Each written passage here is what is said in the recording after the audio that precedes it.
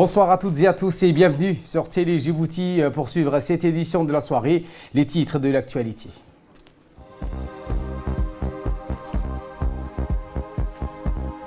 « 270 bénéficiaires de la commune de Balbala ont reçu leur certificat sur l'entrepreneuriat et la formation professionnelle. » Dans l'actualité internationale, menace des essaims de criquet pèlerins dans la région. Voilà pour les sommaires. Merci si vous nous rejoignez sur Télé Djibouti et nous entamons ce journal avec ce communiqué qui nous parvient de la présidence qui indique que la République de Djibouti salue la tenue ce mardi du sommet du Conseil de coopération du Golfe, le CG, et réitère sa conviction que ce sommet contribuera à relever les principaux défis à l'ordre du jour dans cette partie du monde. Notre pays se réjouit aussi de l'élan de détente et de concorde dans lequel se déploie ce sommet et saisit cette occasion pour rendre un hommage appuyé à la politique de sagesse et aux efforts sans cesse renouvelés pour restaurer l'entente et l'unité au sein de ce Conseil. Djibouti exprime par ailleurs ses chaleureuses félicitations et son profond attachement au leadership éclairé du Royaume frère d'Arabie Saoudite pour le précieux appui qu'il apporte en permanence avec l'affirmation des valeurs et solidarité et de fraternité en faveur des peuples de la région. Nous saluons également la volonté manifeste caractérisant l'État du Qatar et les autres pays membres du CCG dans le cadre de ce sommet et relative à une restauration d'une cohésion efficiente de l'organisation préalable indispensable à la poursuite des processus de stabilisation et d'intégration régionale. Nul doute que le retour de la cohésion au sein du Conseil de coopération du Golfe aura des répercussions positives pour l'ensemble des pays du monde arabe et musulman. Fin de citation. Le président de l'Assemblée nationale, Mohamed Ali Ahmed, a reçu en audience aujourd'hui l'ambassadrice du Royaume du Maroc en République de Djibouti, Madame Neza Alaoui Hamdi. L'entretien s'est déroulé dans le salon d'honneur du Parlement en présence du directeur de cabinet Idriss Mohamed Ahmed. Après les salutations d'usage, l'ambassadrice Neza a transmis au président Hamad ses meilleurs vœux pour cette nouvelle année et lui a donné ensuite un aperçu général sur les liens de coopération qui unissent les deux nations frères.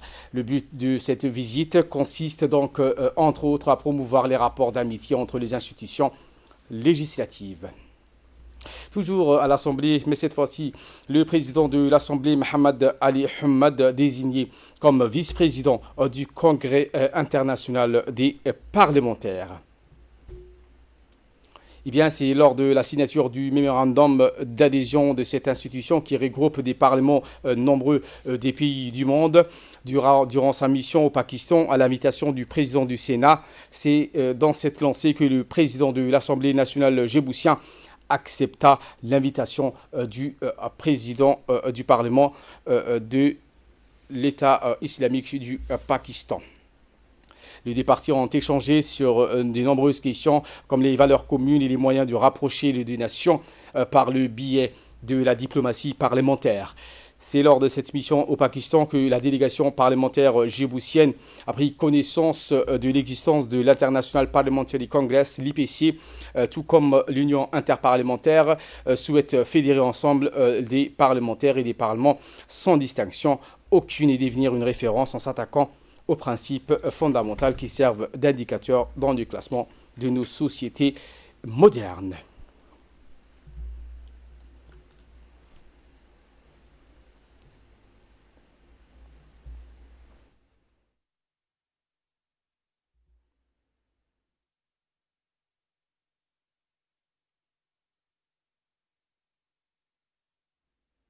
Retour à Djibouti avec cette fin de formation à 270 bénéficiaires de la commune de Boulaos. Eh bien, cette cérémonie de remise de certificats de formation à 270 bénéficiaires de la commune de Boulaos s'est tenue au centre de leadership et d'entrepreneuriat, le Clé. En effet, ces jeunes hommes et femmes de la commune ont suivi une formation de base en entrepreneuriat et en compétences de vie. La dite formation, coordonnée par M. Abdelatif Mohamed Abdillahi, s'inscrit dans le projet intitulé FORGE, de son acronyme en français Formation des jeunes à l'entrepreneuriat organisé par l'ADDS et le Centre de leadership et d'entrepreneuriat en collaboration avec le SEGS. Cette formation s'étalera sur 3 ans avec un coût de financement estimé à 2 400 000 US. L'objectif de ce projet est d'améliorer l'accessibilité des jeunes aux opportunités de création de revenus et d'emploi, et ceci à travers des formations, soutien financier ainsi qu'un accompagnement de proximité pour la mise en œuvre et la pérennisation de leurs activités. Lors d'une allocution prononcée à cette occasion, la directrice de ce projet a indiqué que le centre est un centre de référence pour les formations. Elle a donc souhaité à tous les bénéficiaires de ce projet bonne heureuse année 2021. Alors poursuivant, elle a mis en exergue que dans le cadre de ce projet Forge, il s'agira pour l'ensemble des futurs participants de proposer un ensemble de modules de sensibilisation et de formation afin de bâtir des projets intégrés en phase avec les besoins de la commune de Boulaous. Écoutons à présent le directeur du projet de cette formation.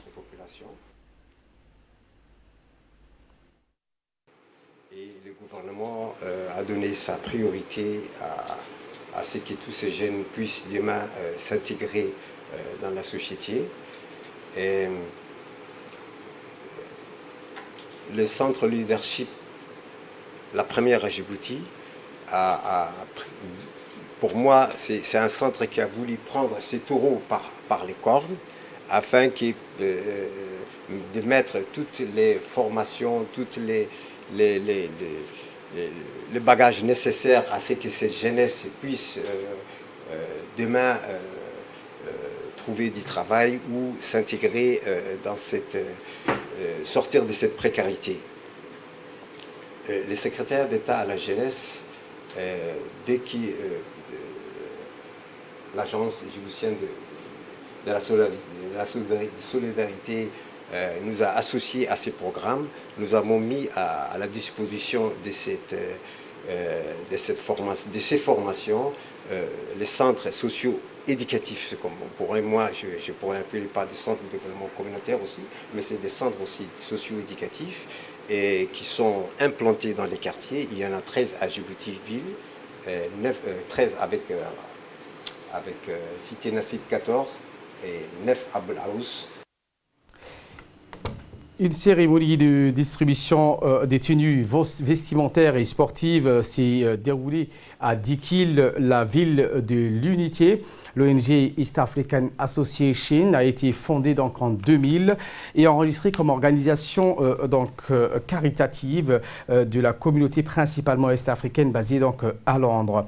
L'ONG va faciliter la mise à disposition d'experts en politique de la protection de l'enfance et des politiques de sauvegarde pour aider à éduquer des professionnels travaillant avec les enfants. À travers cet axe stratégique, l'ONG cherchera à éduquer les parents de familles défavorisées et créer une voie pour saisir les opportunités existantes.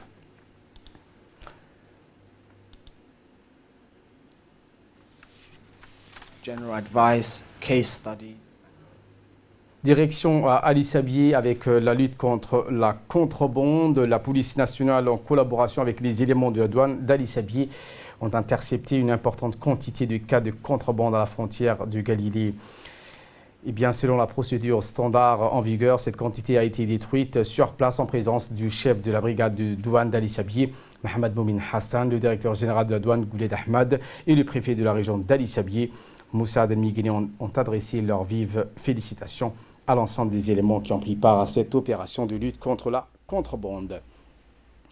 Et de là, nous passons en nouvelles du monde. La RDC, avec la rentrée scolaire qui a été annulée en raison de la pandémie du Covid-19.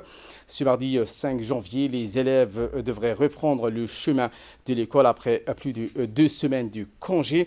Ce ne sera pas le cas. Après une réunion entre le ministère de l'enseignement primaire, secondaire et technique, L'équipe de la riposte du coronavirus a décidé donc de reporter à une date ultérieure la reprise des cours. Voilà pour l'essentiel de ce 22h. Merci à vous de nous avoir suivis et très bonne suite des programmes sur Télé Djibouti.